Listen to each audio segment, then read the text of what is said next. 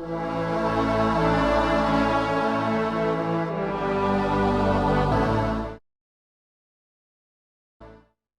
friends, and welcome to the very first Talk Play podcast with me, Naz Dragonheart. I'm joined by some very special guests today.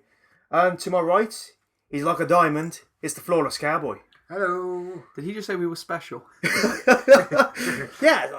Yeah, special. I guess special is the right word. like we do well. We try hard at the things we do. We try hard, we do well, we get on with it. And to my left, just heard him there, he's a sly bugger, it's Fox. Howdy. Howdy y'all. Alright, we're going to get straight into it. Next gen opinions. And hopefully you heard that, because that was the sound of a beer being ripped open expertly. My favourite sound. Beautiful. Okay.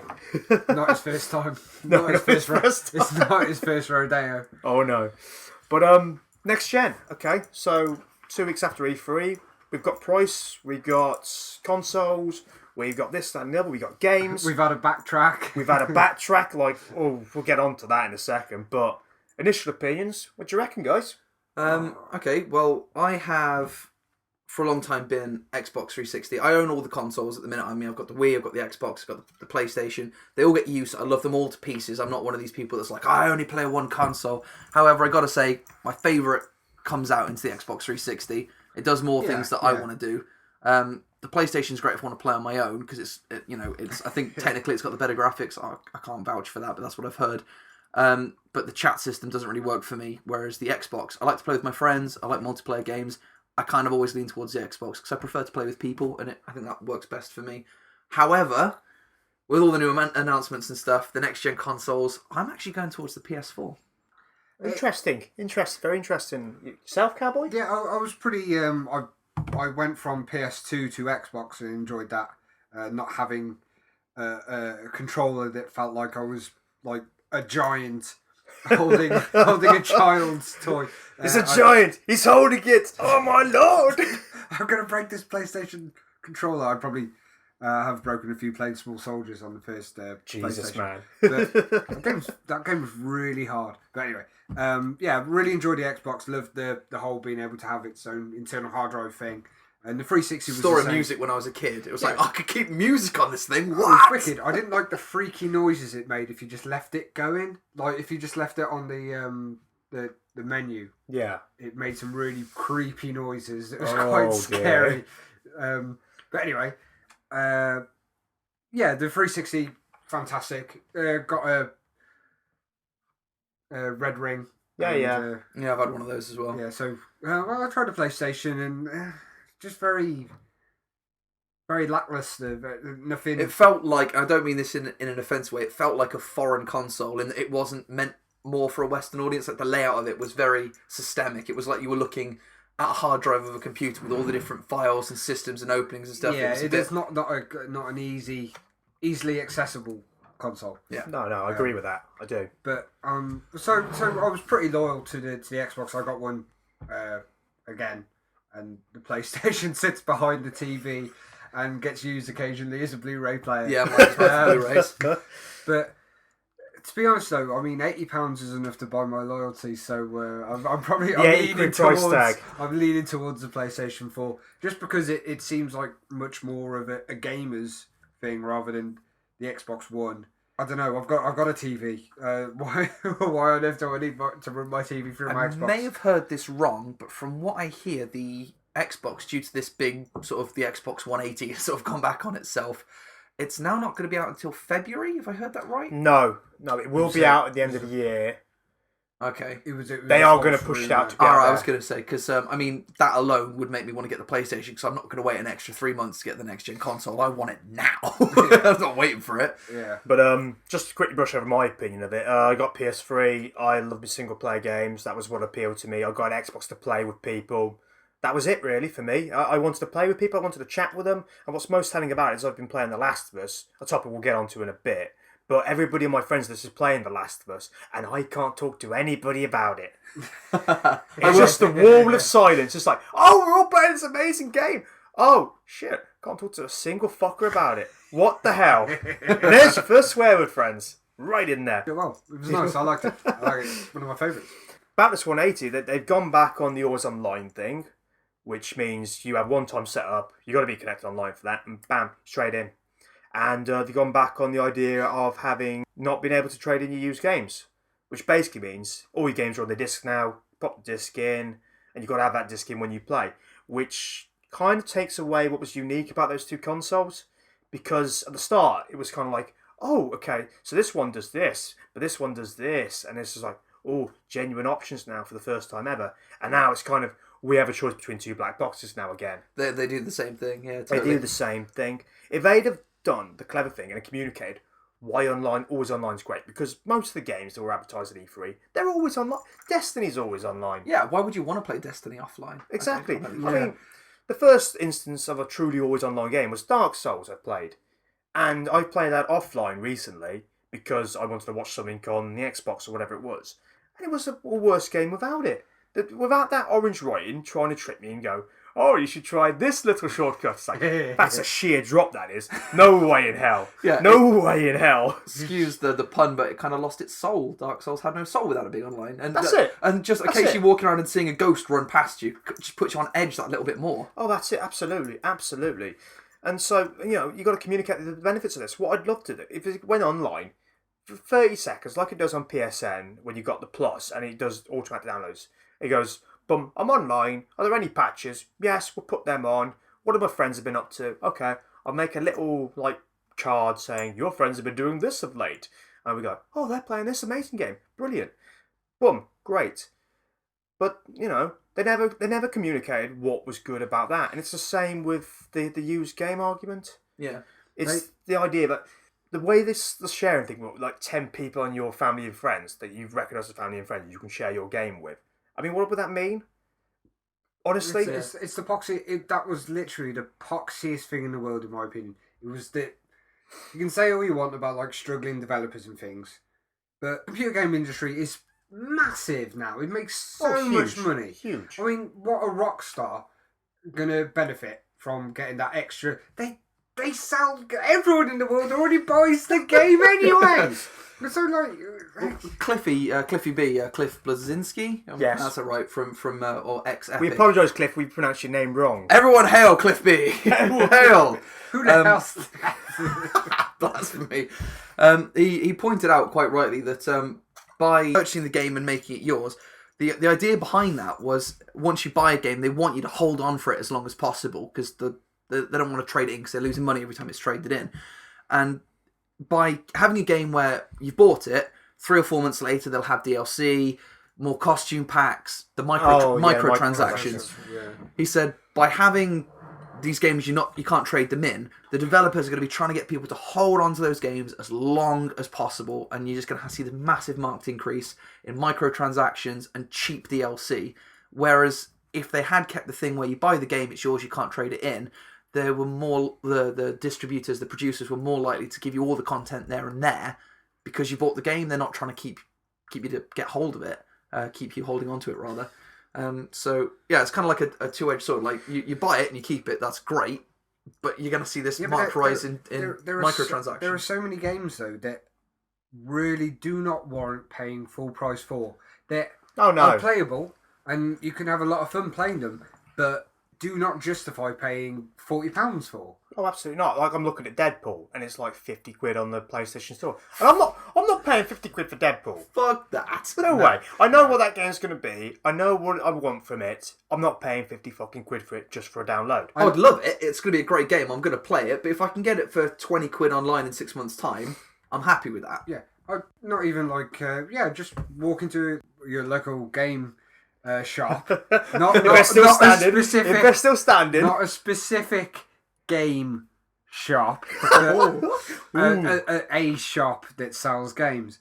And looking and seeing, I didn't buy that when it came out because didn't want spending that much money. But hey, there it is in the bargain basement bin for £12. It's pre-owned. Yeah, okay, I'll give that a go now. And maybe you buy it and then you get the DLC.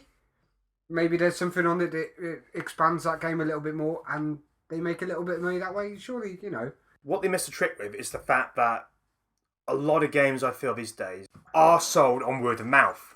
There are so many things that are sold off word of mouth these days. And I think what the idea behind it was supposed to be, like, I'm playing Amazing Game A. Let's say Dead Rising 3, for the sake of argument, because that's going to be the game I buy the machine for. The only thing that makes me want to buy an Xbox is to play Dead Rising 3. It looks so good. Oh, it looks like The Walking Dead. Yeah. It looks amazing. It's like The Walking Dead, and it's just all that action stuff, and it looks amazing, and it looks like, you look over the expanse, it's like, there are so many fucking zombies here. Yeah. How the fuck am I going to get through it? It's not often you're playing a zombie game these days where you look at a load of zombies and think, yeah, I'm doomed. But let's say, Cowboy, you were like fluffing about with it. It's like, oh, I don't know, whatever, blah, blah, blah. I'd say, well, I'm playing this game in a minute. It's fucking ace. Here you go. I'll ping you over a demo or whatever. And you get like an hour's demo of it. Yeah, totally. And you're just like, oh, this is amazing. And it's just like, well, I'm done with it now. I'm done with it for a bit. I'll ping you over my code so you can download it. And because you've already downloaded that demo initially, you don't have to download as much. You downloaded like the first section of the game, perhaps. Yeah, that sounds cool. You can play that, and it's downloaded in the background and whatever. And then in a few months, you might tire of it. And then you might want to sell it to somebody else. And maybe we have a digital used games market online where you can put up like your license code. Say, oh, for £25 or whatever, you can have your license code up on there, which would be ace. Because you get a small proportion of it. Developers get a small proportion of it. Everybody's fucking happy. It's like the Diablo marketplace for games. They would find some way of stopping you Absolutely. making money for it. Though. Because at the end of the day, something like Steam, I mean, everybody loves Steam. Everybody loves what it does. But you always have to be connected to Steam to play games. You always have to be connected to download them, this, that, and the other. But because Steam never had to set a console, they're fine. They're just a client. But because Microsoft has to have a console, have to have a box, they're reliant on retail. So retail is going to turn around to them and go, what do you mean you're cutting us out the pie here? No. You turn right back around, change your policy, and sort it out. Even though I don't believe that's the genuine reason what happened. I think the genuine reason what happened, they got the pre-order figures in. Oh dear, we are getting trounced a bit. What can we do to solve this? They are a company. You can't blame them for wanting to make money. I mean, if they can't make money, they can't produce the console. They've done the best thing they possibly could have done. It just says a lot that they had to do it in the first place. Yeah, it really irks me with all the haters. They're like, screw you, Microsoft. You suck, man. How dare you make us not be able to trade in games? How dare you make it always online? You suck. And Microsoft have kind of gone, oh, man, okay, we're going to lose a lot of money here. In order to keep making money, we're going to have to make people happy. Right? That's the only way business works. If you've got unhappy people, you're not going to make the money. They need the money. So they've gone, fair enough, guys. We had no idea it was such a massive issue. We'll turn it all around. It's going to cost us an absolute hell of a lot of money. But and now everyone are like, what? Screw you, Microsoft. You can't stand by your convictions. Well, we talked long enough about the consoles now. Let's talk about the games. So the game that you, in particular, Fox, are excited about is Destiny. Oh, Destiny. Do you want to regale us with some tales of Destiny? I'm stoked. I mean, I've watched the same... I don't know, would you call it a trailer? I suppose it's more of the live trailer with people actually playing it. Yeah. I've seen that now played by 3 different people. And although the first time you watch, you think, wow, that's really, really different. It's brilliant. It's kind of making it up as it goes along. It's bringing the multiplayer in and out and mixing you up with all these different parties. Fantastic. And you watch it the second time and the drop in and the drop out, the multiplayer and the other parties coming in were in the exact same place. And you watch it a third time and again it was the exact same place. I'm thinking, maybe this isn't quite as big as I thought. You know, maybe all the different areas are specifically marked out like that. And you know what? I don't care. It looks awesome. Oh, it looks amazing. I mean, we talk about this because it's an online world. People can drop in and drop out. Whether that's like a matchmaking thing where people sort of like, oh, well, we're paying for the campaign, whilst other people are searching for like, oh, we want public events and whatever. And then everybody joins in a public event. It's just like, because that was a bit that became epic to me. Up until that point, it was like, oh, this is quite good. This is a shooty game. Looks a bit like Borderlands meets Halo. I'm happy with that. It's all right. Yeah. And then you go, it's like, what the hell's going on? Raid boss? A raid boss? Hell? A raid boss on a console? Oh, okay. It was amazing. It's like 20 odd people just going, yes, take them down. Do it. It's like, fuck yes. Feel the power of that. And it's just amazing. It's just such, oh, God. That's what the next gen's going to be about. It's going to be about size and scale. And it looked epic. It looked like everything Halo 4 should have been. And you'll probably get a lot of people saying, it looks a lot like Halo 4. The bad guys look like Halo 4. The guns look like the guns look like Halo guns. Yeah.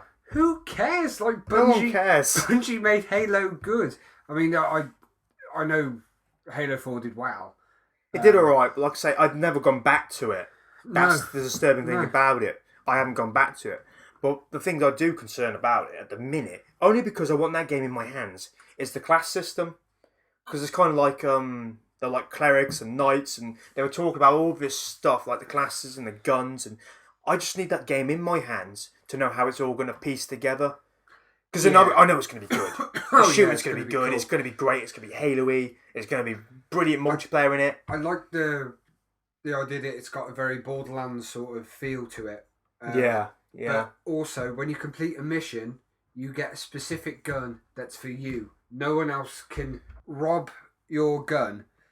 When you complete whatever it is you're doing with your friends, you get a gun that's specific for you. They get their guns that's specific for them. I don't know if there's going to be like a trading system between. There was some talk about having your own like ship that's like a base for a clan. Oh, that'd be amazing. It's all speculation at the moment, but it's such a cool idea for a game. Yeah, and I like the idea that they don't know what's going to happen once they start. They're like, cool beans, right? See what happens. It was a lot like the Reach that was done. It was sort of like you got daily challenges. You never knew what was coming each day, each week, whatever. But just roll with it. But what else was good? What else? Anything that caught your eyes, guys? Anything? What's that at E3? E3. Any games that were thought, this is a good game. They showed some gameplay of the new Batman. That looked very good. Yeah, that looked like Batman. To me, that looked like Batman, and that's a seller for me. The same again? Doesn't matter. Why change what works? The crime things looks a bit different. They didn't look quite overcomplicated, but there was a bit more to them where you can view things in different ways and stuff. But the story looked cool. Yeah, I think the Batman games are like a Muse album. You know what you're going to get. It's going to be a lot of but it doesn't matter. They've got one song, but it's a fucking great song. And if they can keep selling it, then I'll keep buying it. I don't know. On the new Muse album, they're wow, straight off that tangent, Cliff. Beautiful. And what you said about Reach. A lot of people were already hating on Reach. I thought Reach was fantastic. I mean, Reach was my last favourite Halo game. Fantastic. But that kind of brings me back to the whole pre-owned games thing. With the next generation, if we couldn't buy pre-owned games, say now we're sort of 10 years in the future and you want to buy a game that came out on release. Like, say, for instance, now I wanted to go back and buy a copy of Gears of War. I've played Gears of War 2 and 3 and I've played Judgment and I wonder what the original was like. I want to go back and play Gears of War. If I couldn't buy that pre-owned, that would still cost me 50 quid, which would be absurd to play a game that's sort of 7 or 8 years old anyway. Secondly, in 7 or 8 years' time, I mean, look what they've done with the difference between the graphics and the gameplay on Gears 1 between Gears Judgment. In 10 years' time, games are going to be completely different. They're going to look different. They're going to play different to whatever's released on the next generation. Funny, isn't it? Every time a new console comes out, when the PlayStation 2 came out of the PlayStation 1, no, okay, when the PlayStation 1 came out after the Mega Drive and the SNES, and we were like, whoa, look at that! It's got more than one dimension! And Jesus, man, what are you trying to do? With every generation of console that comes out, it feels like you think to yourself, my God, I'm watching a film. And then something better comes out a few years later. Where does it stop? Yeah. The first thing I played on the PlayStation was Resident Evil. And the tone and... I could see the smile on your face. It left a very, very big impact. Every time you open a door, the screen went black. You just had that one opening door with a creaky hinge sound. And it was very well designed in that kind of sense. You walked into the dining room and it had the low string instrument. For want of a better word, I don't know which specific one. It's like, oh, okay. This is not Sonic the Hedgehog. There is real. There is very little bounce to this. Yeah, actually, speaking of Resident Evil, I remember when I was a kid, I was sat in the living room watching my uncle play Resident Evil. And like you said, before, it's like Alex the Kid with nice chiptune music or Sonic the Hedgehog. And he was reading through the diary pages. And there's that scientist writing the diary going, I've tried this thing. Hungry, itchy. And when I was a kid, I was like, that is the scariest thing I have ever read in my life. Oh, God. But, yeah, I think the thing is, we've jumped graphically so many times now. I think now it's going to be about scale and the neat little touches that come with it. First game I want to talk about is these are very brief things. These are just things I've noticed when I was watching E3. I had luckily 2 weeks off for it, so it was fucking great. I just analysed videos for like 2 weeks. It was fucking awesome. But first one was The Division. And The Division was... Ooh, God, I want to get my hands on that game. Because it's got the scale. It does New York. All in New York. But it doesn't do it in a cheap way like Spider-Man does. It's sort of like the buildings feel tall and they look tall. I know exactly what you mean. Like Spider-Man 2. Spider-Man, everything felt short and you could jump 16 stories easy. Yeah, but there would be nothing. There'd be nothing in that 16 stories. You would leap, and if you stopped halfway through, stuck to a building, it would be a very generic building. Yeah, with like pixel art for the window. Yeah, it was like, oh, okay, that's really. Why would I bother? This is a waste of space. Yeah, that's it. But it was the scale of it. It was like, oh, this is amazing. Look how good it looks in the distance. But also the small little touch that I had in the game, like the as it just pans down onto the street, you get to see the reflections of the buildings in the water. And it's like, oh, that's amazing. That's how water should look. It should look like clear and translucent, and it should be reflecting these things off. Yeah, there was that. But there was also the small little touches, like people would shoot bullets and boom, boom, boom, boom, boom, and shoot through this billboard. And you could see little bits of light peeking through it. Nice. And it changed the lighting. And he was going alongside the police car. And there was a door slightly ajar. Just slightly ajar. And he just nudged it shut. Cool. It was little touch like that. That just sort of added to the experience and made me feel, for lack of a better word, immersed. No. Immersion's sort of like an overused word. It's like, you're going to immerse yourself in this world. It's going to be great. You're going to be so immersed. Like, am I though? Am I? Yeah. I'm not. I can honestly say it's very, very rare I find a game where I'm completely absorbed by it. I mean, as much as I absolutely adore games and I'll play a lot of games, stuff like Dark Souls, I'm totally into it, I'm feeling it. But if someone knocks on the door or my girlfriend's shuffling around in the background, I won't go, oh, shit, that was just a game. I'm being a bit silly there, but in general, like it's very rare that you feel just so totally into it. One rare example I found, and this is going to sound really weird because it's so ridiculous, was Mirror's Edge. Yeah. When you get into the flow of running and jumping and sliding and climbing on stuff and bopping away, I was so totally into it. One of the few times I've genuinely jumped out of my chair. I was bipping around, climbed over a wall, slid under a pipe, ran through a subway, ran past a pillar. A train came out of nowhere and hit me. Just boom. And it was all done so fast. I literally jumped out of my chair. And that very rarely happened. I fucking love Mirror's Edge. I'm so glad they've announced the sequel now because that looks stunning. Damn Skippy. Even though it was like the briefest true glimmer of gameplay was like there was a stretch between an air vent and where you were standing, and she's running along the side of these glass walls. And the glass is shattering as they're shooting bullets through. It's like, and it feels amazing. And she just slides in. That's doing a slow motion jumping across the room right now and rolling across the floor. It's pretty impressive. Yeah, I was doing all that. I was like, oh, let's do it. So I only saw a friend play Mirror's Edge, and I was absolutely hammered. I suppose it's one of those games, a bit like Dark Souls. If you're not playing it, or Minecraft, I can imagine watching someone play Minecraft must be the most boring thing in the world. Playing Minecraft, it's like you're the fucking man climbing up mountains. I'm an explorer. I'm the man. Watching someone play Minecraft, you think it's like fucking Lego, isn't it? I've shown 2 people Minecraft with completely like polar reactions. My friend Pete, I showed him Minecraft, and he was like, "Yeah, totally. I'll get an Xbox for this." He hadn't bought an Xbox for Minecraft. He hadn't played. He hadn't. That's extreme. Mojang have just popped a bottle of champagne right there. Yeah.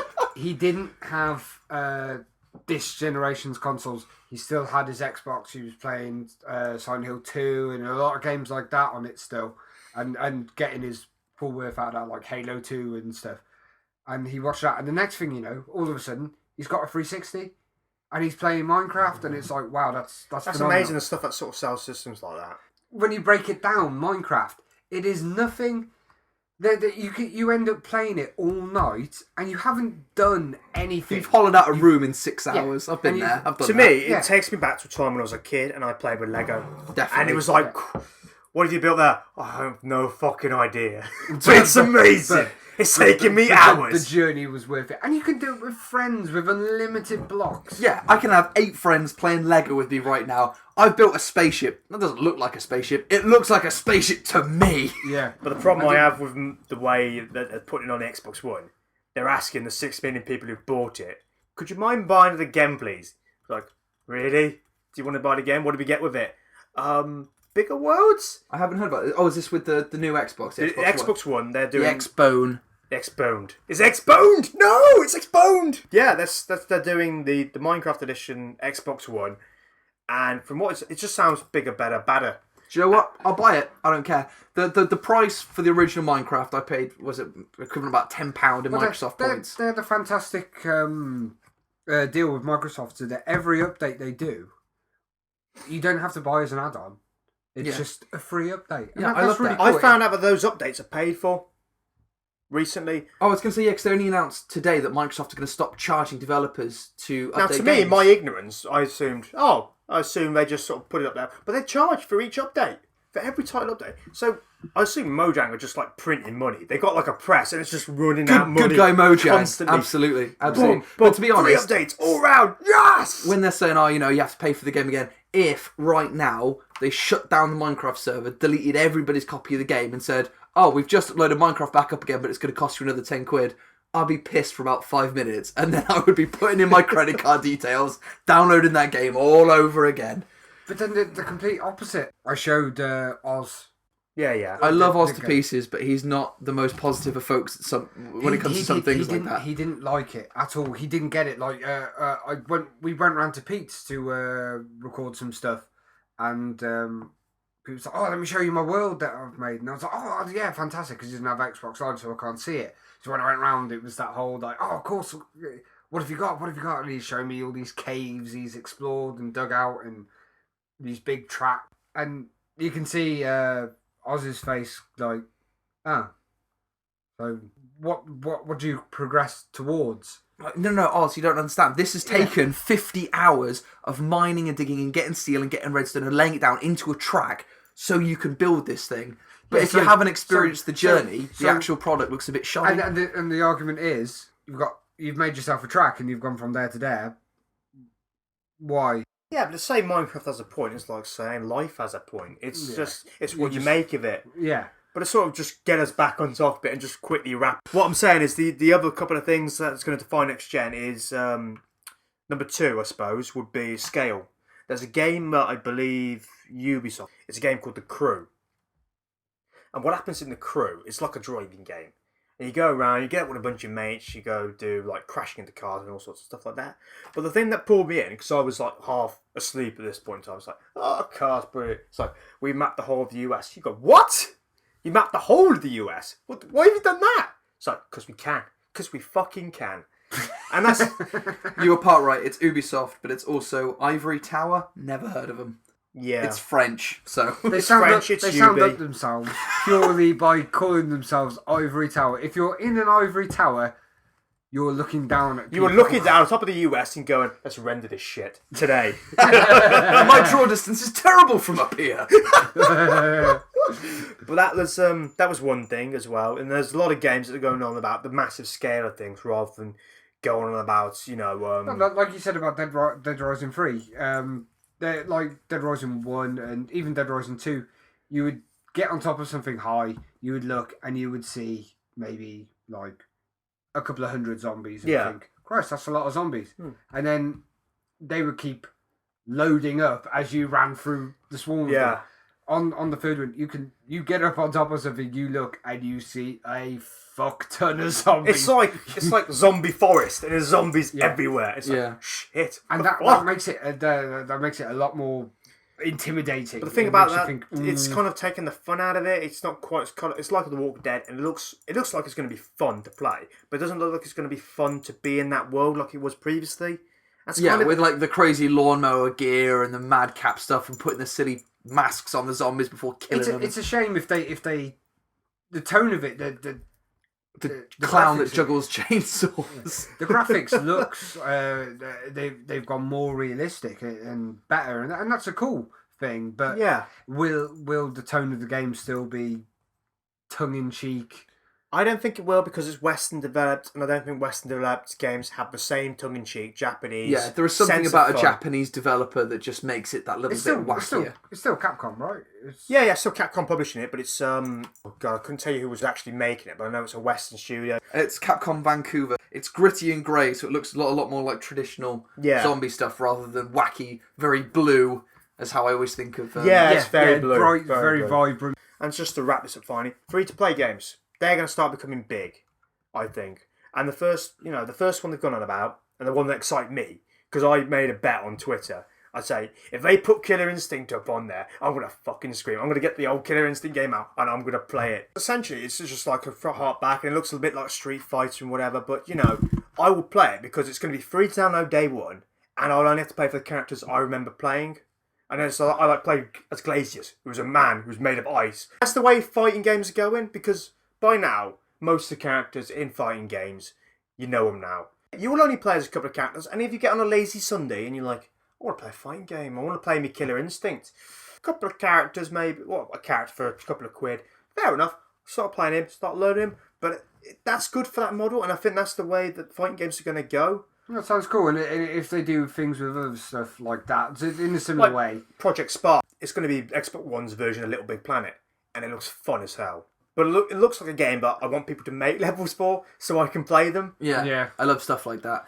This is going to ensue some eye rolling from the others, and this will probably become a thing where every time I talk about it, they're going to want to take a shot of something.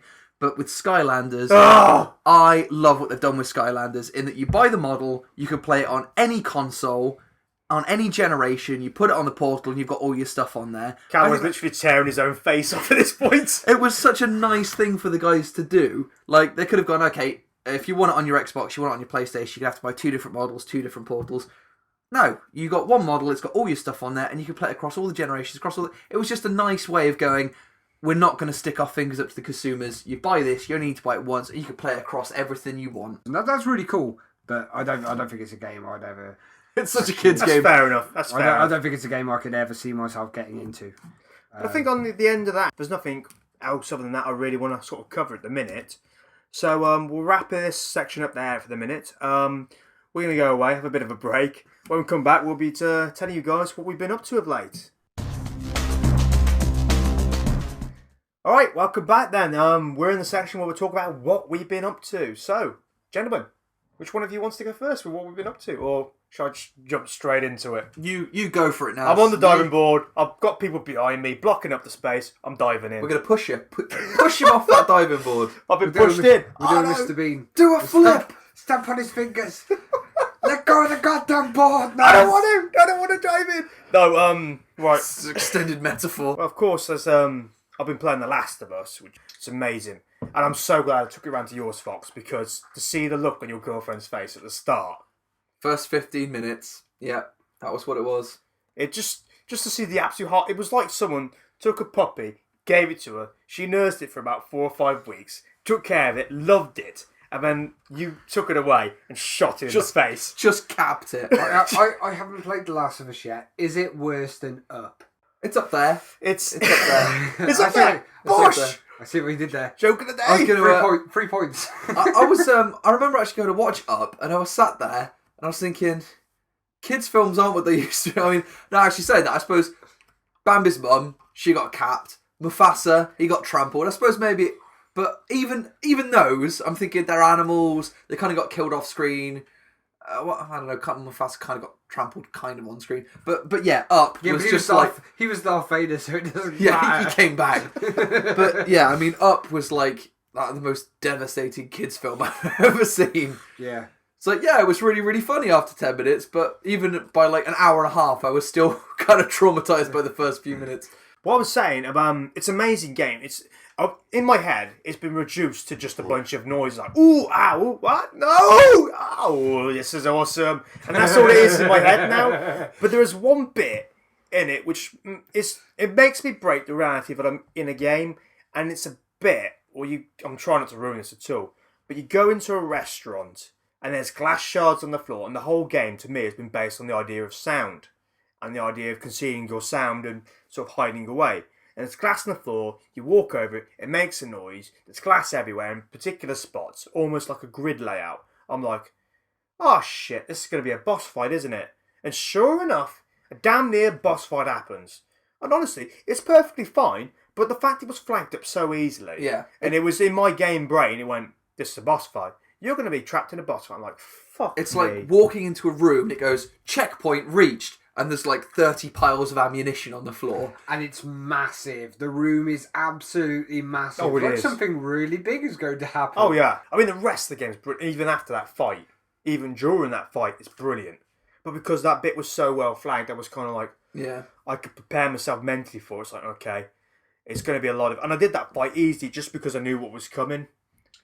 There's nothing like a boss fight that you don't know it's a fucking boss fight until the boss is when it looking drops at it you. on you. I mean, there's some stuff in their game where it just flips the script and it just messes with your mind. It's just like, I never felt relaxed in that game. I never felt like I had fun with it, but I enjoyed it immensely because of it. But just to round off what I've been up to, another thing I've been doing is revisiting Garth Marenghi's Dark Place, which I Dark Place. fucking love it because it's so mental and so out there. It's not even sort of out. The way it was advertised, I was talking to you about it, Cowboy. Yeah. There's a way it was sort of advertised as a serious thing, like it was kind of like, oh, this show was banned because it was so dangerous, so out there, but the censors decided to pull it. And of course it's not. It's made by modern actors using like a retro setting thing. But it's so mental because of that, and there are so many people in it who will... But people didn't understand that it was that was part of the joke. People actually thought that it had been banned in the 80s. Well, no, it hasn't, because these people are popping up in modern things. Yeah. And also, look at the state of it. I love it though. You and he were buddies, weren't you? I haven't seen You were that at good all. I mean, I'm buddies. aware that Matt Berry's in it, and I love Matt Berry. Oh, And Matt Berry's Oh. brilliant. But I love it. I love it when 4D. people don't realise that stuff's satire. I was reading something the other day of there's a website that's based solely around people's responses to the Daily Mash and the Onion. They're satirical Yeah. websites for people who I don't love know. the Daily Mash. They're purely satirical websites. And they've catalogued people's genuine responses, going, "Oh, this is why England's going to hell," or "I can't fucking believe people do this stuff," and they're just completely ridiculous stories that are just made up, and people think that they're serious. We've got to blame 2 girls, 1 cup for that. Oh, I suppose if that. People logging reactions to things. But yeah, I was gonna say people. Yeah, you see stuff like that is real. People believe anything, I suppose. Yeah, it's like there's been a lot of reaction videos for the Red Wedding Yeah. Game of Thrones episode they aired, and some of those are piss funny. I mean, me and my girlfriend watched it, and we were surprised, and we were like, "Wow, we didn't see that coming."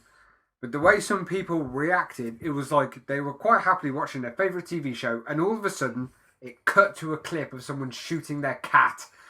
My favourite thing of that, though, was there's a GIF online. It was like going, oh, there's people who've seen the Red Wedding, who only watched the TV show, and the people who've read the Who've books. read the books, exactly. I was going to say the books are what, like 7 or 8 years old at least. Yeah, probably that's it. more than that. No, it was 14. I watched an interview with the guy who wrote the books. George R.R. Martin. Yeah, who stole it from Just to J.R.R. clarify. Tolkien. Just to clarify, stole you're the- saying it? He stole the double R from Tolkien, totally. Oh, yeah.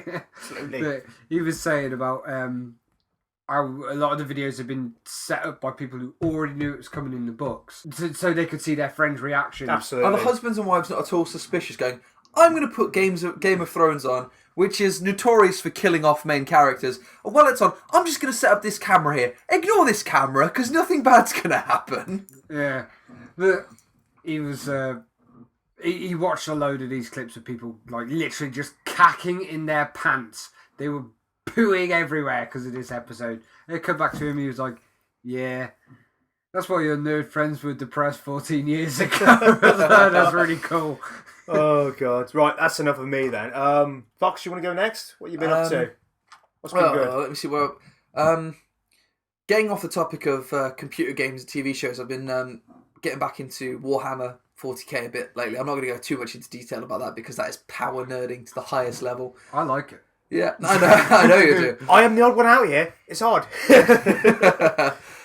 So luckily, there's been a hobby shop opened up in Worcester, and I've been dying for a hobby shop to be opened up in Worcester to do tabletop gaming for a long time. So I'm a very happy bunny about that. What else? I've been playing Dark Souls again. I started playing that about 6 months ago. Rage quit. The worst nerd rage I've ever had. Completely destroyed an Xbox controller, which is a lot harder than destroying a PlayStation controller. It's too tiny! And, too tiny, my Knights of the Rage! I threw that behind the TV a while ago.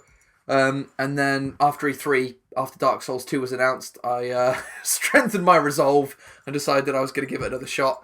So I've been playing that and haven't raged quite as badly lately. I'm sure it's coming though.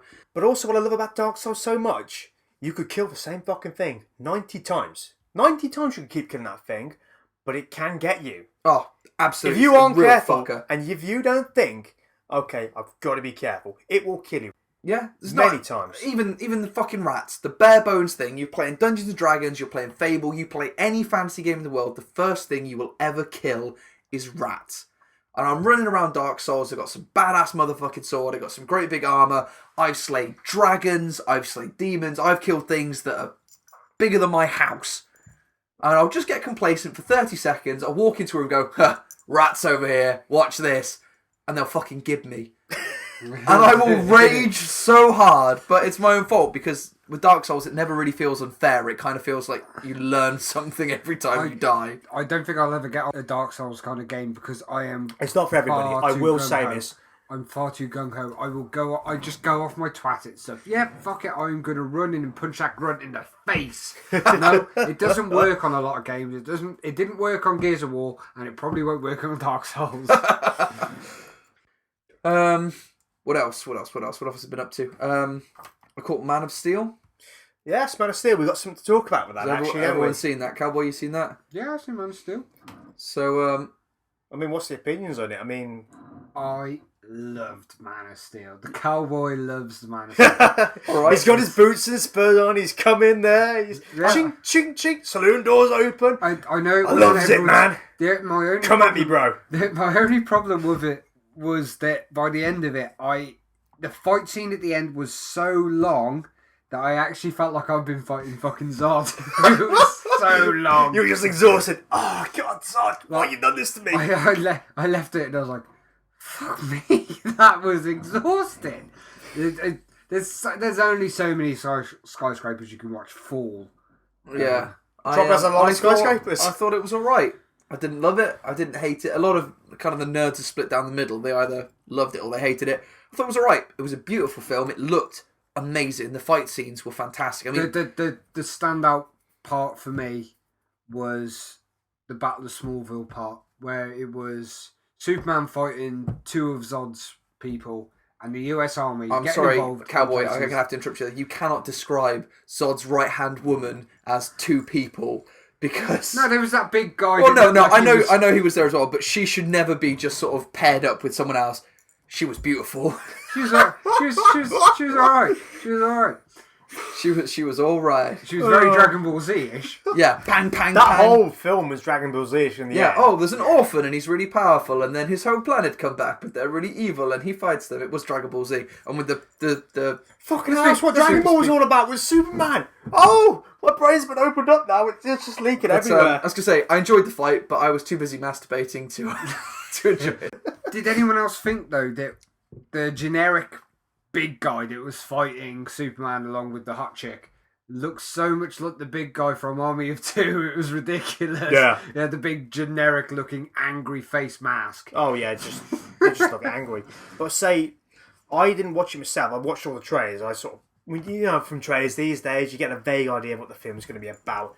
And it was just the most mental cuts. He's like a kid and he's saving the people in the bus out of the river, and then he's on a boat for some reason, and there's fire and stuff. And he's like, with a big beard, and then he's got from the fortress. It's like, what the fuck? What's he doing? Yeah. But the most telling thing that was about this was there was a YouTube video done by Max Landis of Chronicle, and he did a video talking about it. And he said the thing he didn't find a problem with wasn't the fact that, spoilers, he had his neck snapped, Zod. He was like, dead man. But that Metropolis was destroyed because I believe, if I'm getting this right from the film, he basically let it get destroyed, or he hid. It wasn't even that. It was just he got really wrapped up in the fight. I know what you mean. Like the whole way through the first 40 minutes of the film, he was doing everything he possibly could to protect every single person. He was avoiding hitting bullies. He was flying around saving oil rigs. He was doing everything he possibly could to save anybody any harm. And then the second the fight with Zod started, it was... fuck everything. We'll blow up skyscrapers. We'll explode a nunnery. We'll kill off. Well, I'm exaggerating. Blow up orphans. Blow up a veterinarian. You fuck everything. But it just felt like it was like a massive set piece, and that was what almost the film was built to. They could have done a lot more to say maybe Metropolis had been evacuated or something. It just seemed like loads of people probably would have died. Lots of fucking people. Between the fight between lots Superman of evil and happened. Yeah, there lots of doom. There was an incredible amount of doom. And it goes on for so long. And it just keeps escalating and escalating. But at the same time, though, as much as you can say it was a bit OTT. Yeah. When you've got Superman films like Superman 3, where evil Superman straightens the Leaning Tower of Pisa, and then good Superman leans it again. Yeah, that seems like you've got these ridiculously powerful beings that can do these phenomenal things, and they're going about straightening architecture is a bit lame. It's a bit petty, yeah. So what I really want to see, what I really want to see is two like almost immortals beating the shit out of each other and using buildings as polystyrene. It comes back to that Dragon Ball Z point. It comes to the fact that he's a man who has got such godly power, such amazing powers, and this was Max Landis' point, that he was the adult among the children of everybody of Earth. Like, he cared about Earth and all these people, and he was a better man. He was above all the pettiness of humankind and stuff like that. That's always kind of been the point of Superman. It isn't. I know, like, a lot of people don't like him because the name isn't a great name for a superhero. It isn't a great name, and he isn't a very well-rounded. I mean, you look at someone like Batman, who's just like a billionaire playboy, just what the fuck he wants and whatever. But he's more well-rounded because of the tragedies that came across him. I mean, Superman's much more pure as a hero because it was the right thing to do to be a hero. He had these powers. It was the right thing to do. It's more about... Because Superman is only ever as strong as he needs to be. Yes. He will always rise to the challenge. He will always become stronger somehow. Yeah. It's more about... It's half an immigration, half Messiah sort of thing with Superman. He's the ideal of what we should try and be like. Yeah. You know, he's there to be an example to us, not just to catch planes and things, but to show us what we're supposed to be like as human beings. He's the epitome of nice. Yeah, they did a good job of that. Where Captain America came off a little bit annoying and nerdy, and I'm going to jump on this grenade to save my friends. But he was still very full-on American Captain America. I think the new Captain America will be much better. I think it's much more interesting to see him out of his environment than it is in it. Because I think that's the era I've grown up in. I'm certain of people did a film at the time when Captain America was just starting up. And they did this idea of this man who's all American and stuff like that. For the time it was done in that era of Cold War and stuff like that, he would have been much more relevant. He would have been much more superhero based. People would have liked him more. But because we live in the modern times, I think that idea of a man being a fish out of water, taking him back from the era that he came from, that era of war and stuff like that, taken into this modern age. The comics have kept up with that really well. I don't know if you've read any of the Civil War stuff, but there was a whole bit where the news interviewed Captain America, and they were going on about all this stuff, and he had no idea what they were talking about. He was going, yeah, well, if you're Captain America, you're supposed to embody America. Do you even have a Facebook page? And he was like, the fuck is Facebook? And that was great because it just showed he's not of this age. He's like old school American, hardcore. But I think that's always going to be a struggle for us to understand as English. Oh, absolutely. Because it's... if someone says screw the Queen, we're like, well, whatever. Whereas if someone in America went, screw the American flag, they'd be like, what? The patriotism isn't such a big thing. Moving on from that, I guess. Cowboy, it's time for you to step up and tell us what you've been up to. Step up and say what I've been up to. Step up. I've been watching a lot of Peep Show. Oh, yeah. We love the Peep Show. That's been an awful lot of fun. It's been a bit weird because I've got a 1.5-year-old who watches a Winnie the Pooh bedtime thing, live action narrated in the sense that he's actually reading the book and it cuts to the cartoon by Robert Webb. Oh God! It's proper weird. I've actually caught this. It's so weird seeing him out of context like that. Yeah, like one night I'll be sat there and he'll be thinking about, and this is a direct quote from Peep Show. I might get bored, sit on the dildo and wank myself to sleep. And the next thing you know, he's reading a nice story about how Tigger's accidentally jumped upon all the carrots in it, which is, I suppose, actually... It translates. There's a subtext there. Yeah. So yeah, I've been watching like that. I've been watching a little bit of Breaking Bad. I like Breaking Bad's TV awesome. shows. Yeah, Breaking Bad's been very I've good. lost words to say how good Breaking Bad is now. The words have gone. I've been mourning James Gandolfini. Oh yeah, R.I.P. James Gandolfini. Yeah. Hardcore motherfucker. It's because Sopranos will always be. I read a thing recently that said about how good The Sopranos was, and it lost it a bit at a certain point. I don't know how much you guys have watched The Sopranos. There's like a sort of dream series, almost like a couple of episodes are like dreamy. Yeah. And they were saying that it lost it then, but I don't think so at all. I consider Sopranos were the best things I've ever watched, and every episode I watched, I kept enjoying. I couldn't have stopped watching it. If someone had said you're not allowed to watch The Sopranos anymore, I'd have said the fuck you say, and probably headbutted them like I was Tony Soprano. And I'm not a violent man. But no, You're not a violent man, you just talk violent. I talk a lot of violent. Been trying to play Super Meat Boy, but that's not been going so great. Yeah, that's very if you thought Dark Souls maybe rage quit, Super Meat Boy's up there with that. That's super it's, hard. That Super Meat Boy, Dark Souls, and Trials Evolution. Those 3 games, nothing I can think of makes me more angry. The other things I've been doing is Warhammer 40k stuff. Since as Fox said about this new hobby shop opening, I've been buying shitloads of really cheap things and making really cheap looking orc stuff. I think that's the thing when you get a hobby shop like that, though. It's a temptation and it's there. And the guy's so much more about getting a community than making money. Yeah. I went in there the other day and said, I just need a couple of backpacks for some of these Chaos Space Marines. He said, oh, here you go. Yeah, no, he's such a nice guy. Didn't charge me a penny, just like, oh, you come in here and you play a lot. You don't necessarily buy a lot when you're in here, but you're always down here. You're always talking about my show on Facebook or whatever. Have a couple of backpacks. It's not cost me anything. You can have them for free. I was meeting up with Fox in there for something. I turned up a little bit early, and they just said, do you want a cup of tea? I can't imagine any shop in the world where I turn up there and they're like, do you want a cup of tea? I mean, that's the point of having those kinds of shops, those particularly nerdy shops, I guess. It's kind of like they sell the experience, and I think game shops could learn something from that. Certainly Game can, because they're basically on their arse now. Yeah. They need to learn from the fact that it's not the products to sell. We don't care about sales and stuff like that. I mean, the game station we got in Worcester, well, when it was a game station, the staff there were the nicest, most intelligent people I've ever met about games.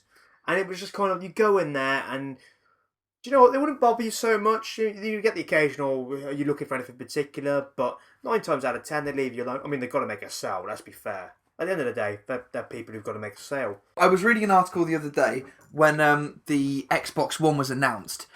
He said this was a brilliant thing. I can't remember who it was. It was someone on Twitter. It was a British journalist of some sort, I think. And he said he walked into a game shop and said to the guy behind the counter, so, what do you make of the Xbox One? And the guy behind the counter turned around to him and said, sorry, mate, we haven't sold those in about 6 years. What? Yeah, he thought by Xbox One, the guy meant the original Xbox.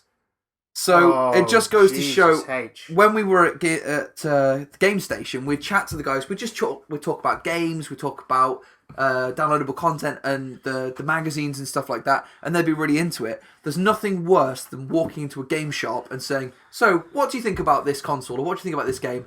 And them having absolutely no idea what you're talking about. They're clearly not passionate about the games, they're not passionate about the consoles. Maybe they play at home, maybe not. They've got nothing to contribute, and all they're really there to do is to sell you games. I'm not interested in that. I remember going to a game station once and picking up a game, and the guy saying, "Oh, that's you can get a second one free." I went, "Oh, okay." Picked up another one at random, and him saying, "You don't want that one." Yeah. Try that instead. And I went, oh, okay, cool. And picked up, I think, a copy of Tenchu Z or something. And everything worked out fine. I went home and had a whale of a time. He had a whale of a time. He got the whale and he carved it up. I don't honestly think that if I'd have picked the original game, I probably wouldn't be here right now. It'd be a different person. In a different universe. But it sounds silly, but I remember when I was at university, one of my roommates applied for a job at a certain game station. Not game station. Game. It wasn't game station. Just say it was a game shop. It was a game shop. And she didn't know anything about games. She'd never played computer games. She wasn't interested in it at all. And they said to her in her interview, okay, sell me this game. Like, just pick a game off the shelf and sell me this game. Convince me to buy this game. And she picked it up and she quickly read the back. And she's going, oh, this game would be brilliant. You look like a person who's got kids. This game's so great for kids. It's got all this interactive stuff. You know, they can keep up with their friends. They could do this. They could do that. They could do that. And they said, oh, fantastic. You're hired. That was really good. You must really like this game. Have you got this at home? She said, never even heard of it. I don't play games. I just read the back and made it up. And they said, brilliant. You're hired.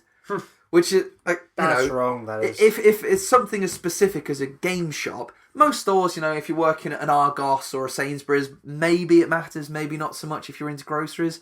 Something that's something like a game store, a hobby store. I would recommend this particular type of vegetable. I think. Bloody hell, Cowboy's voice is broken. I think that the marrow would be more suited towards your temperament. Jesus, man, that's my every experience, though. Oh, no. Oh, God, it's like I'm actually in Morrison's. Oh, but it's like if you went into a bookstore and the guy behind the counter had never read a book and couldn't recommend you a good book, you're not really going to want to go back there. Right, I guess the one thing we got left to go on about is a bit of DLC I know we've all bought, because we've had this discussion just before we come in. It's the new Borderlands DLC. Oh, I tell you what, if there are 3 things in this world I love, it's computer games, Tiny Tina, and Dungeons and Dragons. Well, guess what? This DLC rolls all 3 into one. No, I have yes, not that's laughed. happened. Boom. I have not laughed this hard at a computer game in as long as I can remember. You see, I haven't played it yet, so... Oh, you'll get your chance. I think that was our job for the weekend. I was supposed to play it Wednesday. Yeah. Oh, unfortunately, I gotta say... There's some bad blood in the room. I was trying to download the Tiny Tina's Assault on Dragon Keep, whatever it's called. I was trying to download it at the same time as my girlfriend, and I'm in a very fortunate position where my girlfriend is as into Dungeons and Dragons and computer games as I am. So your girlfriend's a pretty cool guy. She's a pretty cool guy. We were both trying to download Tiny Tina's Assault on Dragon Keep at the same time, and we've got an almost 2 gig DLC, a 400 meg compatibility pack. That took about 3 hours. My internet connection is pretty good, but trying to do that on 2 Xbox at the same time was a disaster. Have you guys played it now, though? Shawnee and I have got a good way into it, but the idea that I was going to play it with Cowboy Wednesday night, but the download time took so long we weren't done till about 11:30, so that didn't go down so well. Yeah, we're all going to have a running crack at some point or another, but honestly, I've played it to the end now. I won't ruin the ending for anybody, but the ending is fucking brilliant. And Not for me.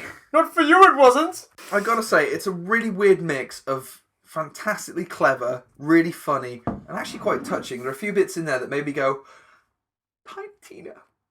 That's beautiful. That is beautiful. I like the idea of, because being a Dungeons and Dragons fan, apparently you get grenade mods that are actually spells from Dungeons and Dragons. So you go, magic missile, but you throw a grenade, which sounds brilliant. There's a fantastic part with Duke von Bartlesby, what is it? Yeah. It's not a spoiler or anything, but like he tries to give you a riddle, and in true Dungeons and Dragons style, you go, okay, well, no one knows the answer to this riddle. Roll your insight skill to see if you can guess what it is. And Brick just throws a d20 on the table, which appears in game, crushes Mr. von Bartlesby as a giant d20 in the game. And she goes, "Oh, you've broken the model." I didn't have an answer for that riddle anyway. It's just a really nice, cool. That's the thing about those. I mean, certainly all the DLC for Borderlands, certainly all the human Borderlands. It's a lot of. It's like Garth Marenghi, basically, bringing it back round. It's if you're in on the joke, it's all well and good. Absolutely. If you get the reference that it's getting to, if you see, oh, this is a Downton Abbey reference, or oh, this is a reference to the Teenage Mutant Ninja Turtles. That's why I'm after 4 rats. You get the reference and you think, ha, that's quite funny. I'm totally in on that. But if you weren't in on it, it's not funny. It's just another quest, and that's kind of the issue, I suppose, with me in the humour in games. A lot of the times you've got to be in on it to sort of get it. And like the Deadpool game, I am excited for it. I do want to play it. But a lot of the references, if I gave this game to someone who was a fan of Deadpool but not a fan of games, they would not get it. Simply because it's all games references. There's like a prompt for an X button to come on screen. It's like, player, read that shit. What's the X button do? It's like, oh, it's jump, and oh, it's light attacks and heavy attacks, and all this and that. And it's going through all these game references, and it's doing 2D versions of gameplay and first-person shooters of gameplay, and it's making all these sort of clever, witty references. It thinks it makes clever, witty references to it. But at the end of the day, it's turned itself into a generic type of gameplay. Because it's followed that sort of... It's lampooning itself. That's it. Yeah. You lampooning it, but at the same point in time, you're restricting yourself to being in a part of those lampoons. And that is the problem with... Like, Eat Lead, the Return of Matt Hazard, that does the same thing. It's got some great voice acting. It's got Will Arnett from Arrested Development. It's got Neil Patrick Harris of How I Met Your Mother fame. And it's got these really cool references to games. It's got like Final Fantasy stuff and this, that, and the other. But at the end of the day, it's always restricted itself to that third-person action thing. And it's bold Space Marine man goes shooting. Yeah. And that's it. I don't know whether Borderlands completely pigeonholed itself with that sort of thing, because I don't think it does. I think there's enough pop culture references in it, generally speaking, that someone's always going to get a joke. It's a lot not like... not even It's that. a lot like a Tim Vine gig. You see Tim Yeah. Vine, and he's like, There's joke, eventually- joke. And if you didn't get the first joke, you're going to get the one in 4 seconds' time. Yeah, because there's eventually always one. You'll get eventually one you'll joke, get it, and yeah. it'll be like, this guy's funny. It's not even like... I don't... There is a lot of pop culture stuff, but I think there is genuine wit. Like, the character of Claptrap is brilliant. Oh, Yes. absolutely. The Handsome Jack. Absolutely. And I If they think, can do that as well as making fart jokes, they have got every possible humour covered there. And what you're just saying about sort of making fun of itself in a way and secluding people that don't really get it, there's a fantastic part again in Tiny Tina's Assault on Dragon Keep. The bit with Mr. Torg. He's clearly not a nerd. He's into all of his muscle stuff. And they talk about that and they say, look, you cannot be part of this game. You're into bodybuilding. You're in the gym. You are not a nerd. You cannot play basically Dungeons and Dragons with us. And he says, that's not fair. I am every bit into this as you. I love this. I watch all the sci-fi stuff. You cannot keep me out of this game. And Tiny Tina runs all these quizzes by them, and he doesn't know all the answers. They do like a sort of silly Star Trek reference. They do a silly Dungeons and Dragons reference. He doesn't know all the answers. And Lilith says to him, I got bullied when I was a kid. They bullied me because I wore tattoos, and they bullied me because I played Dungeons and Dragons. You cannot be part of my culture now just because it's trendy and everyone thinks it's cool to be a nerd. And Mr. Torg starts crying, and she goes, wow, I feel like a real asshole right now. And I kind of felt bad for Mr. Torg as well. I was like, yeah, he's not part of our culture. He doesn't get the whole nerd thing. He doesn't get Warhammer. But he's trying really hard. But he's trying to. And yeah, it's kind of cool right now, but he's not just fronting. And I guess that was the whole joke thing for it. It was funny because it's, you know, in your face to people who want to be cool and who want to be nerds. But it's also fuck you to the nerds who are trying to seclude people from that kind of culture. I guess that's a conversation for another day, really, at the end of the day. I think, you know, that's the way it sort of is, really. But, you know, like I say, it's a conversation for another day. We'll do a proper examination of, like, human games at another point in time. But at the minute, we got a big topic coming up about demos. And, yeah, and whether they're actually relevant. We'll bring in all sorts of little things about that, and we'll have our own experiences about that. So stick with us. We'll be back in again with some more stuff. Alright, welcome back. We're going to be talking about the idea behind demos and whether they're any good. A little bit of an opinion piece. It's based off an article I read today. It was about how effective demos were. And the idea behind the article was basically saying demos weren't very effective. But that's a kind of a toss-up. To me, the idea of a demo often is to sell a game you're a 50-50 on. I think 9 times out of 10, most people these days, they're pretty astute. Most gamers are pretty in on the lingo, pretty in on the mindset. They know roughly, you know, what games they're going to get, what games they're not going to get. A lot of the demo stuff's about, you know, picking the 50-50. For instance, Last of Us sold many millions of copies, but there hasn't been a demo for it, which is interesting. But something like Fuse, which had a demo for it, and I played the demo for it, didn't quite sell so well. And that's quite interesting. And Box, I'm certain you've got some nice statistics. Let me throw some statistics at you. Certainly with a lift. These have been sourced from Computer and Video Games, so obviously they're statistics from an article that Naz read earlier. According to this, we've got average Xbox. This is just Xbox 360 games that's promoted by a trailer but no demo. They average on about 525,000 units. Xbox games that have a demo and a trailer will have 250,000 sales in units, which is about half as much. And then a game with neither trailer or demo, they sell about 100,000, which is to be expected. So actually, most games that have trailers but not demos, they by the looks of it, they actually seem to sell more. You know, they probably sell more units if you're gonna say if they sell more units, they made better games, I will kill you. I was gonna say if they would sell more units if the pre-owned games thing. Oh my days, we're back here. No, I'll drop into that. Dropped it like it's hot. I was playing what's it called? It's a zombie game that's been recently announced by State of Decay. State of Decay. Yes. Is it any good? Is it worth? That's what I was hoping for. I read some reviews on it. It all seemed very positive. I listened to a couple of interviews about it from the developers and stuff. Seemed very good. Seemed like the kind of thing I was into. I downloaded the demo for it. I played it for about 5 or 6 minutes and decided, yeah, this really isn't for me. If there hadn't been a demo, I would probably have bought that game because I've heard nothing but good things about it. I very nearly bought it the other day. Yeah. Just on the fly. Well, that's it. Because I've probably told you it's not that great, you probably won't buy it now either. And that's just based off the demo. I mean, right there from the demo, they've lost at least 2 sales, if not more, because we'd probably tell Naz and Birdie. I'm going to tell everyone it's shit. I'm just going to run around. Just out of spite. It's shit! Go down the street with a banner. Fuck it! When I go into the city tomorrow, I'm going to be wearing a billboard. Like the old sandwich board things. Walk around Harlem say, I hate this computer game. But, I mean, just to be clear, it's not a bad game. Like, just to be clear, I think what the issue was that I'm in the middle of playing The Last of Us, and every character and every group in that is very well defined as a character. They've all got a purpose, they've all got an opinion, they've all got something behind them that makes them go. State of Decay, I guess it's a good game. I mean, like I said, I only gave it 5 or 10 minutes, so I'm sure it's a good game. However, from what I played, it was like, oh, we've just got down from the mountains and we've had no communication whatsoever with the outside world because we've been in the mountains. Oh, what's this? There's been a zombie outbreak. Let's go into this house. And they arrive at the house. Oh, man, what's that about? Oh, Jesus, carry on. And they go into this house, and there's a guy in there going, oh, thank goodness you've arrived. I've got all these survivors, and they need medical attention. Please go and get me some medical equipment from over here. And it just seemed very, I've arrived here, now go and do this. I arrive here, now go and do this. The characters didn't have any kind of feel to them. It was just like, go here, do this, go here, do this. Which normally, that's fine in a game. A lot of games do that.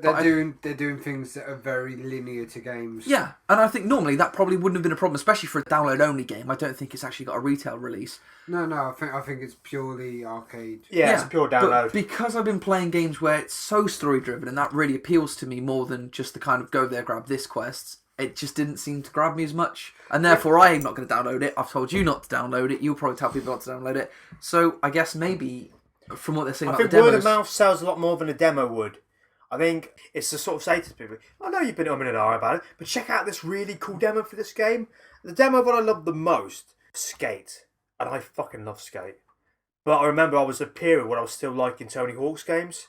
I was like, I don't know if I'm going to get used to this kind of stick flick and stuff. So I spent... The demo was about 10 minutes long when you got past the tutorial stuff. And I spent days just in the skate park, just going kick flips and just trying to learn the most basic of maneuvers. And I don't think the game sold me. I wasn't sold on the demo so much as I was on the general concept. But I think it did push me. It did push me to say, yeah, this would be a worthwhile game getting. I definitely want to get skate. I definitely want to do the skateboarding thing. I'm loath to tread over old ground, but back to Borderlands... I bought that game. I mean, you and I, Naz and I played Borderlands over and over. We played it to absolute death. The second game out, we were totally stoked for it. Cowboy, you never played Borderlands 1, have you? The only reason I bought Borderlands 2 was because I'd heard how much fun you guys had on the first Borderlands. That's the pure only reason. I don't download demos. I can't be arsed. Yeah. I just won't do it. But again, that's word of mouth. Naz and my girlfriend, Ragdoll Kitty Cat, and I, we played Borderlands over and over and over. Borderlands 2 came out. We bought that game. We played it and played it and played it and played it. Cowboy found out that we were playing it a lot. We told him how great it was. He bought the game. Birdie has bought the game, 3 times now, I think. He bought it and played it and traded it in. And bought it and played it and traded it in. And bought it and played it and traded it in. Wolfie, Jamie, he bought it because we played it a lot. Because our little group, when we get together, we all play it. Our friends and our friends can see that we play it a lot. And we talk about how much we enjoy it. Almost all of my friends now own this game. And again, I don't think there's a demo for Borderlands. I don't think it would work if there was one. Because I don't think it could work in demo form. But again, that's another example of how word of mouth is much more powerful than the demos ever could be. Absolutely, and it comes back to my Xbox point earlier. If the Xbox One allows you to go, I'm playing this really awesome game, I'm going to beam you over a demo now, and you get into it, and it starts downloading the game actually, and it downloads the first. You don't have to wait 4 hours for the demo to download. You're not waiting the first 4 hours because you're playing for the first 4 hours. That's the thing. I struggle with the being asked. Like now, I really want to get the demo of. It was a Splinter Cell game, not the latest one. Is it the one before the Double Agent? I want to say no, not that one. Am I going further back than that? There's a no. It was probably the last one that got released, but there's a new one coming out. Oh right, okay, that one. That was a very cinematic one. Splinter Cell Conviction. Yeah, I'd like to say sounds about right. Yeah. That's about right. I saw my friend playing a demo of that, and I thought, wow, that looked a lot of fun. I'm going to download the demo for this. So I get home, and it's about 10 o'clock. And I look to see how long it's going to take to download the demo, and I see, it's like 1.5 gigs. By the time that's downloaded, I'm going to be well asleep. I can't be asked to leave this going overnight. I don't want to leave my Xbox downloading overnight. Yeah, absolutely. I'll leave it then. You never went back to it. And that was it. That was it. You never went back to it. It's another reason why I'm sold on the PS4. Like today, we were saying earlier on, playing the Tiny Tina downloadable content. We really, really wanted to play all together. However, my girlfriend and I both downloaded the 2 gig content plus compatibility pack. It was going to take hours and hours. With the PS4, from what I understand, once you've downloaded a couple of % on it, it will then cloud stream the game to you until the full game's downloaded. Oh yeah, absolutely. Which is absolutely fantastic. Again, we can just go straight. Do you want to play this game? I'd like to play that game. Should I download it because the shops are closed and it's 11 o'clock at night? Fuck it. 3% download in the background, cloud stream it. I can be on with you in 10 minutes. Makes sense. Brilliant. Yeah, it all makes sense, and it's streamlining. Maybe demos will become much more of a thing.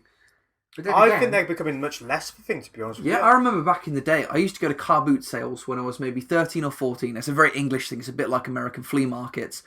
And you'd go there and you'd buy the old PlayStation 1 magazines because with them you'd get the PlayStation 1 demo discs. And back then, demos used to come on a disc. And I remember when I was a kid, you didn't even care if you had the full game. If you had the demo, that was it. I had Bomberman, I think. And it had maybe like 20 minutes of content on it. It had like one level where you could play with 2 or 3 friends. When you're a kid, that's all you need. You need one level, if you can play with 3 or 4 friends. And I played that Bomberman demo over and over and over and over, and it cost me like 50p at a car boot sale. And I remember the Monkey Hero game. I don't know if anyone played Monkey Hero on the PS1. That was an incredible. God, what was Monkey Hero? Was it like a cartoony 3D event? Oh, it was the first kind of real art. I suppose it was an RPG at the time, like a real RPG that I ever played. You should Google it sometime. It's awesome. But the demo was like something about 15 hours long. You couldn't access most of the hidden areas, but for the most part, the majority of the game was open. I've got a vague memory of something like that. It's stuck in there. It's wedged. The thing is, though, with demos, I haven't downloaded a demo for the 360. I've never downloaded one. I've downloaded trailers because they've been shorter and quicker, and I get to watch them and see what I get the vibe from the game that I want to see what that game's about. But a demo has never inspired me to purchase a game. I had a couple of demos for the PlayStation 1 and a couple of ones for PlayStation 2. I don't actually think I ever bought the games of the demos. Now I think about it, downloading demo-wise, thinking of the demos that I've actually downloaded, the last one before the one I was just talking about earlier, the last demo I downloaded was Dead Space 3. And I played the demo for that and decided that I didn't really want that either, and I never bought that. Yeah. So That's actually, that's the last one I think played. the difference is a demo is very expensive to produce because it's got to be produced, it's got to be put up, it's got to be cordoned off, it's got to have certain this, that, and the other because you want to try and show as much of the game as you can without revealing too much of what's going to be going on or too much of what the upgrades are. it's a risky game, isn't it? You want to give them a taster, but the thing with the trailer is you can show these little bits off in the coolest way possible. in the with coolest great way music. possible. With great music, often dubstep at the minute. And And everybody does the dubstep noise. Whoops everywhere. But it's about telling the story of the game without revealing too much to them. But at the same point in time, you're always going to be wondering in the back of your mind, is this real? Is this actually happening here? And what's going on? And to be honest, I've probably been sold more on trailers than I have on demos. The thing is, though, there have been two massive lies from both things lately. One we were talking about earlier off mic, which is Dead Island. Oh, Dead Island. The Dead trailer Island had the most amazing trailer in the world. It was like Delivered backwards. so little. It was like a backwards, like, oh no, we're running from zombies and whatever. It's just like, and it's like, oh no, you're dead from zombies. And it's like, it's like The trailer for Memento. that It's gave me Memento.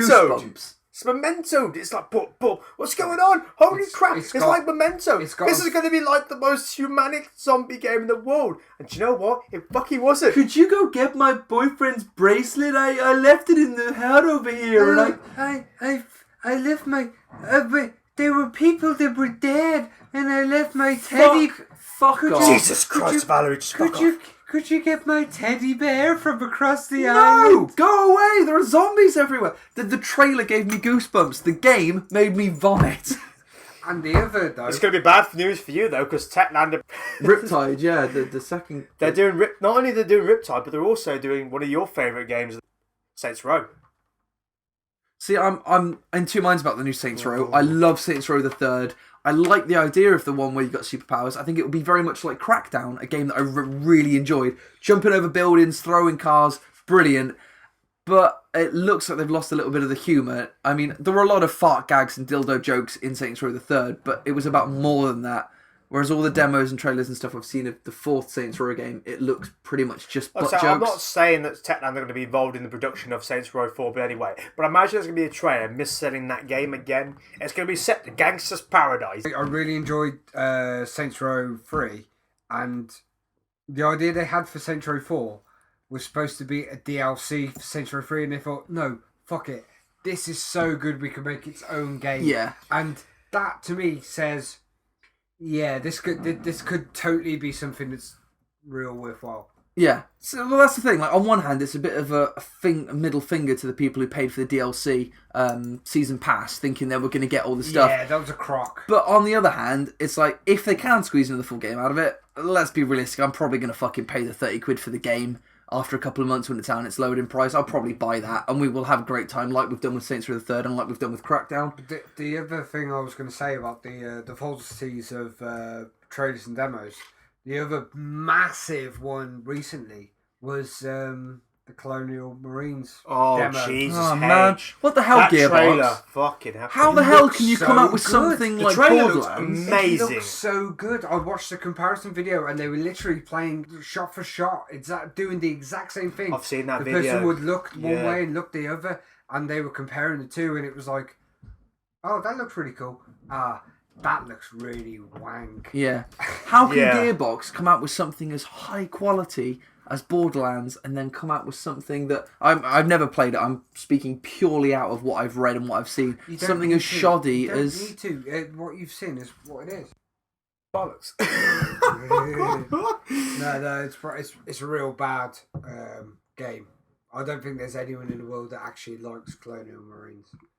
Yeah, and like you said, it was you saw this really high quality trailer. It was just like, oh, this is amazing. This is gonna be the best game ever. It's gonna be like the proper Aliens.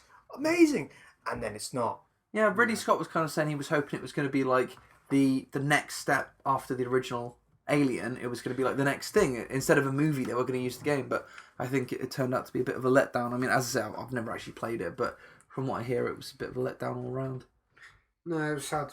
sad. It was just such a blatant lie, and even to the point where they kept putting back the Wii version of it to try and develop it more and more to make it better. So what do they use? Do they like use a PC version of it? I think they use like a super high quality PC version of it, and that was the version that they were trying to sell.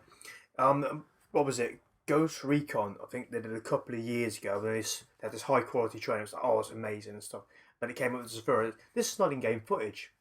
Like, okay, right. So now every trailer is going to say not in game footage or in game footage. Oh, well, that's the cause of that then, is it? Oh, I always see whenever you see TV trailers that says not in game footage. I guess it was Ghost Recon that caused that. I almost automatically assumed that when I see not in game footage, and all the trailer is a load of really cool CGI stuff, I just assume that the game is going to be really crap. It's like when you see the TV adverts in the UK for Runecraft. There's all this really awesomely beautiful, like, sort of cartoony looking stuff going on. Yeah. I mean, don't get me wrong, I haven't played Runecraft in probably about maybe 9 or 10 years, but when I used to play it, it was like the real sticky and crap. Oh, absolutely. And then you see the adverts and it looks like sort of like a cartoon show, and I'm like, I'm not too sure about that. I tried playing it when I was living at my other house, which wasn't that long ago, and it's still really pants. It's still for the people that just completely bollock you for just starting the game. Yeah. I hate that. It's such a shame. We've got a great culture. As a nerd, a geek culture, we've got a beautiful, rich, beautiful thing that covers thousands of different kind of cultures, whether it's tabletop gaming, computer games, television shows, comics, books. We've got so much great stuff. And it just seems to be full of the most negative, angry, unpleasant, pedantic people that are grammar Nazis or complete tools. It's just really, really sad.